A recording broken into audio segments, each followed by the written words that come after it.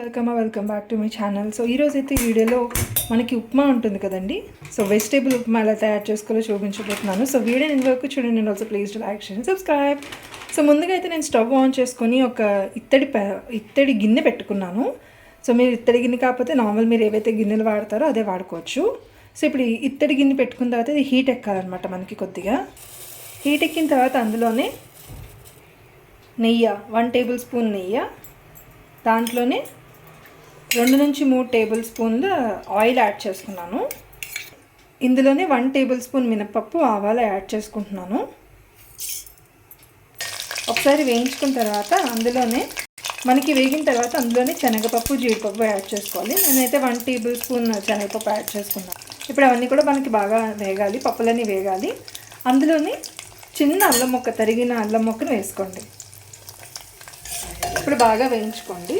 So ఏదంటే mixed vegetables అండి. So నేనైతే ఈ Safal mixed frozen vegetables use చేస్తాను. ఇందులో మనకి క్యారెట్, బీన్స్, కాలీఫ్లవర్ ఇవన్నీ కూడా కవర్ అవుతాయి.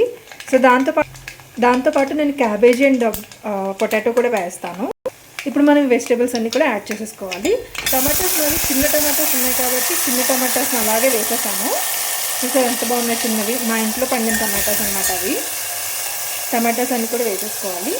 సో నాకు తాలింపు అయితే వేగిపోయింది కాబట్టి నేను ఇవన్నీ వేసేసుకున్నాను.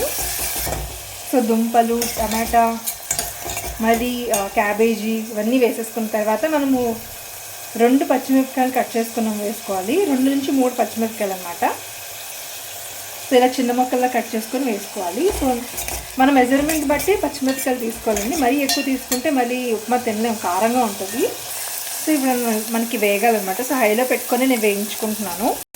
సో నేనైతే ఇందులో ఆనియన్స్ వేయలేదు, కానీ మీరు ఎవరికైనా ఆనియన్స్ వేసుకోవాలనుకుంటే చిన్న సైజ్ ఆనియన్స్ కట్ చేసుకొని వేసుకోవచ్చు. నాకు ఇప్పుడు వెజిటేబుల్స్ అన్నీ కూడా మగ్గిపోయాయి. సో ఇప్పుడు అందులో వాటర్ యాడ్ చేసుకోవాలి మనము. సో నేను తీసుకున్న క్వాంటిటీ తగ్గట్టు వాటర్ యాడ్ చేస్తున్నాను. ఎంత అంటే సో మనకి మెజర్మెంట్ ఏంటి అంటే 1:3 అనమాట. అంటే 1 గ్లాసు నూక అయితే అదే గ్లాస్తో 3 గ్లాసులు నీళ్ళు యాడ్ చేసుకోవాలి. సో నేనైతే 1 గ్లాస్ నూక కాబట్టి 3 గ్లాసులు నీళ్ళు యాడ్ చేసుకున్నాను. నూక కూడా మనకి ఎంత తీసుకున్నానంటే కొద్దిగా వెల్త్ తక్కువే తీసుకున్నాను, ఎందుకంటే నాకు జారుగా ఉండాలి ఉప్మా, అందుకని కొద్దిగా వెల్త్ తక్కువ తీసుకున్నాను గ్లాసుకి. సో ఇప్పుడు సాల్ట్ యాడ్ చేసుకోవాలి. సో నేనైతే నార్మల్ డైరెక్ట్ ఐడైజ్డ్ సాల్ట్ కాకుండా క్రిస్టల్ సాల్ట్ యాడ్ చేస్తాను. ఇది కూడా ఏంటంటే ఆశీర్వాద్ క్రిస్టల్ సాల్ట్ యూస్ చేస్తాను. సో ఆశీర్వాద్ క్రిస్టల్ సాల్ట్ని 1 టేబుల్ స్పూన్ యాడ్ చేసుకుంటున్నాను.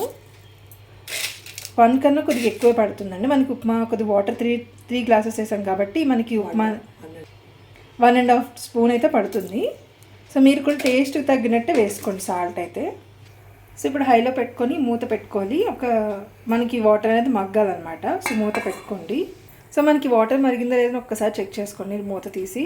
సో నాకైతే ఒక 2 to 3 మినిట్స్ అయింది. సో వాటర్ అయితే బాయిల్ అయిపోయింది. సో ఇలా వచ్చినప్పుడు మనం నూక యాడ్ చేసేసుకోవాలి. ఇప్పుడు ఈ టైంలో మనం నూక యాడ్ చేసుకున్న ముందు మనకి సాల్ట్ అది సరిపోయిందా లేదా అని చెక్ చేసుకోవచ్చు అండి. ఒకసారి టేస్ట్ చూసుకోవచ్చు. సరిపోకపోతే మీరు యాడ్ చేసుకోవచ్చు. మాకు సరిపోయింది కాబట్టి నేను ఇప్పుడు నూక యాడ్ చేసేస్తాను. సో నేను చూపించాను కదా నూక ఇంత మెజర్మెంట్, కొద్దిగా వెల్త్ తక్కువ నూక తీసుకున్నాను, గ్లాసుడే కానీ కొద్దిగా తక్కువ, అంటే సగానికి కొద్దిగా ఎక్కువ అనుకోండి. సో ఇప్పుడు నూక యాడ్ చేసేసుకోవాలి. ఉప్మాకి ఎప్పుడైనా సరే మనం కలుపుతూనే నూక యాడ్ చేయాలండి, వేసేసిన తర్వాత కలపకూడదు. ఇది ఒక టిప్ కింద తీసుకోవచ్చు. లేకపోతే ఏమవుతుందంటే ఉండలు కట్టేస్తారు ఉప్మా అనేది. మనం ఇలా కలుపుతూనే మనం నూక వేస్తూ ఉండాలి.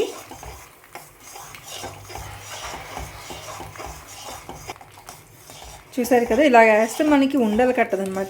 చాలామంది చేసే తప్పు ఏంటంటే ఉప్మా చేసేటప్పుడు మొత్తం నూక వేసేసిన తర్వాత కలుపుతూ ఉంటారు. సో అలా చేయడం వల్ల ఏమవుతుందంటే మనకి ఉండలు కట్టేస్తుంది అడుగున. ఎందుకంటే మనకు వాటర్ ఆల్రెడీ బాయిల్ అయిపోయి ఉంటుంది కాబట్టి ముద్ద అయిపోతుంది అనమాట మనకు ఉప్మా అనేది. సో అందుకని మనము ఉప్మా వేసేటప్పుడే, అంటే ఉప్మా రవ్వ వేసేటప్పుడే మనం కలుపుతూ వేయాలన్నమాట. నేను వీడియోలో చూపించాను కదా అలాగా. ఇప్పుడు ఒక్కసారి హైలో పెట్టి మూత పెట్టుకోండి. 1 మినిట్ ఇలా ఉంచిన తర్వాత స్టవ్ ఆఫ్ చేసుకోవచ్చు. ఇంకా అయిపోయినట్టే, అంతే. మనం స్టవ్ ఆఫ్ చేసేసుకున్నాము. సో మనకి ఉప్మా రెడీ అయిపోయింది. సో మూత పెట్టుకుంటే ఏమవుతుందంటే ఆ ఆవిరికి మనకి ఉప్మా అనేది మగ్గుతుంది అనమాట, ఉడుకుతుంది. సో 1/2 మినిట్ అయిన తర్వాత నేను ఒకసారి ఓపెన్ చేసి దాంట్లోనే కొత్తిమీర కూడా వేసేసుకుంటున్నాను. సో ఇలా పైన ఇలా వేసేసుకొని మనం మూత పెట్టుకుంటే ఆ ఆవిరికి మనకి కొత్తిమీర టేస్ట్ అంతా కూడా మనకి ఉప్మాకి పడుతుంది. చాలా బాగుంటుందండి. సో ఇప్పుడు ఒకసారి మూత తీసుకొని ఒకసారి కలుపుకుందాం. సో చూసారా సో చూసారుగా ఇప్పుడు ఒకసారి మనం కలుపుకోవాలి. సో నేనైతే జారుగా ఉండాలనుకున్నాను కాబట్టి కొద్దిగా మనం ఇలాగ ఆపేసుకున్నాము. సో చాలామంది అంటే మనకి ఇంకా ఉప్మా నీట్గా అంటే టేస్ట్ అది చాలా బాగుండాలనుకుంటే పైన ఆయిల్ కూడా యాడ్ చేసుకుంటారు. కానీ నేనైతే ఇప్పుడు యాడ్ చేయను, ఎందుకంటే ఆయిల్ అది కూడా తగ్గించాలంటాం కదా. సో ఆల్రెడీ నేను స్టార్టింగ్ తాలింపులోనే ఎక్కువ వేసుకున్నాము. సో అందుకని ఇంకా పైన ఇంకా ఆయిల్ అయితే ఏమి యాడ్ చేయట్లేదు. ఒకసారి ఉప్మాతో కూడా మనం ఒక్కసారి బాగా కలుపుకోవాలి. చూసారు కదా, మనకు ఉప్మా అయితే మగ్గిపోయింది, ఉడికిపోయింది. ఇప్పుడు మనం దీన్ని సర్వ్ చేసుకుంటే సరిపోతుంది. సో ఇప్పుడు సర్వింగ్ బౌల్లోకి తీసేసుకుందాము. సో ఉప్మాని అయితే సర్వింగ్ బౌల్లోకి తీసేసుకుందాము. చూసారు కదా ఎంత బాగుంది ఉప్మా.